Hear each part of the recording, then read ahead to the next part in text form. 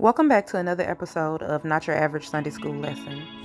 Last week, we talked about the valley, how this world would trick you into thinking you walked through something when you really just got comfortable in it.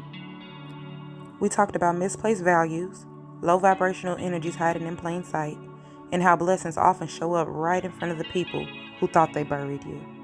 But this week, we're going deeper. They told us growing up, God prepares a table before you in the presence of your enemies. And that sounds good. It sounds like justice. But here's what they didn't teach in Sunday school. Sometimes the table is ready, but you are not. Sometimes God has the blessing staged, the seat reserved, the elevation ready, but the version that needs to sit there hasn't been born yet. Because the table isn't just a blessing, it's a mirror. And the mirrors don't lie. They reveal. Some people never take their seat because they're still performing for valleys they were supposed to walk through, not build their personality around. Some of y'all been praying for a blessing that you don't even see yourself worthy of receiving. God said the table is ready, but He didn't say you were ready to sit at it. Now let's go deeper. This next part isn't about identity. It's about self-knowing.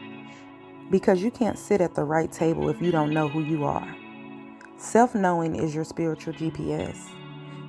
It tells you which tables belong to you, which tables are beneath you, which tables are distractions, and which tables are invitations from God.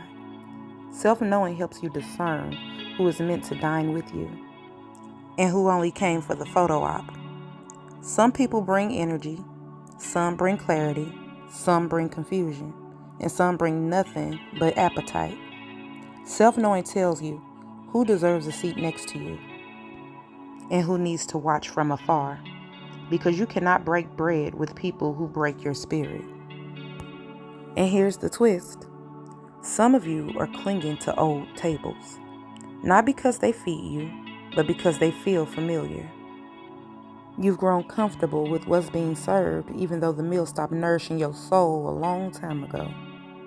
You keep hoping they'll bring out a new dish, new effort, new consistency, new honesty, new love. But baby, believe me when I tell you, they don't have it to give. You are starving spiritually because you're sitting at a table that no longer feeds your evolution. And the whole time you're asking, when is my blessing coming? Spirit is whispering, it's already prepared. You're just seated at the wrong table. And as I'm speaking this message right now, Spirit is saying 717, alignment, awakening, higher self-activation. A divine reminder that the new table matches the real you, not the one who settled, performed, or dimmed your light. You just have to get up from the table you've outgrown. Here's the truth. Self-knowing requires honesty.